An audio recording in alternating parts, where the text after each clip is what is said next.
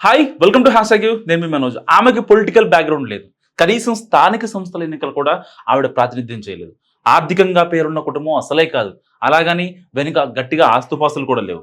అయినా సరే అసెంబ్లీ ఎన్నికల్లో పోటీ చేస్తారు, విస్తృత స్థాయిలో ప్రచారం చేశారు, ప్రజల ఆశీర్వదించడంతో ఎమ్మెల్యేగా కూడా ఎన్నికయ్యారు. ఇంతకీ ఆమె ఎవరో తెలుసా? మిరియాల శిరీషాదేవి.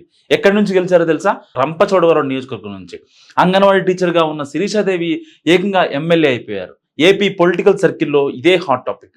సుదీర్ఘ విరామం తర్వాత రంపచోడవరంలో టీడీపీ జెండా ఎగరవేసింది కూడా ఈ శిరీషాదేవి. అయితే ఈ ఎన్నికల్లో రంపచోడవరం నుంచి వైసీపీ అభ్యర్థిగా నాగులపల్లి ధనలక్ష్మి పోటీ చేశారు. ఆమె అభ్యర్థిత్వాన్ని జగన్ ముందుగానే ఖరారు చేశారు, కానీ టీడీపీ నుంచి సరైన అభ్యర్థి లేరు. ఈ నేపథ్యంలోనే అంగన్వాడీ కార్మిక సంఘంలో చురుకైన పాత్ర పోషించిన శిరీషాదేవి కనిపించారు. టీడీపీ నాయకత్వం ఆమెను రంగంలో దింపింది, అభ్యర్థిగా ప్రకటించింది. నియోజకవర్గ వ్యాప్తంగా 3 పార్టీల శ్రేణులు సమన్వయంతో పనిచేయడంతో శిరీషాదేవి ఘన విజయం సాధించింది. నాగుపల్లి ధనలక్ష్మిపై ఏకంగా 10,000 పైచిలుకు ఓట్లతో ఆవిడ విజయం సాధించింది. దీంతో రాష్ట్ర వ్యాప్తంగా గుర్తింపు సాధించారు శిరీషాదేవి. ఆమెకు అభినందనలు కూడా వెల్లువెత్తున్నాయి ఇప్పుడు. అయితే వైసీపీ ఆవిర్భావం నుంచి రంపచోడవరంలో ఆ పార్టీ విజయం సాధిస్తూనే వస్తుంది. ఇప్పటి వరకు ఓటమి లేదు. అంతకు ముందు కూడా కాంగ్రెస్ పార్టీకి ఆ నియోజకవర్గం మొగ్గు చూపింది. దీంతో ఆ నియోజకవర్గం టీడీపీకి అందని ద్రాక్షగా ఉండేది. అందుకే చంద్రబాబు పక్కాగా స్కెచ్ వేశారు. అంగన్వాడీ టీచర్గా పనిచేస్తున్న శిరీషాదేవిని తెరపైకి తెచ్చారు. అయితే నాగులపల్లి ధనలక్ష్మి విజయం ఖాయమని వైసీపీ శ్రేణులు ధీమాగా ఉన్నాయి.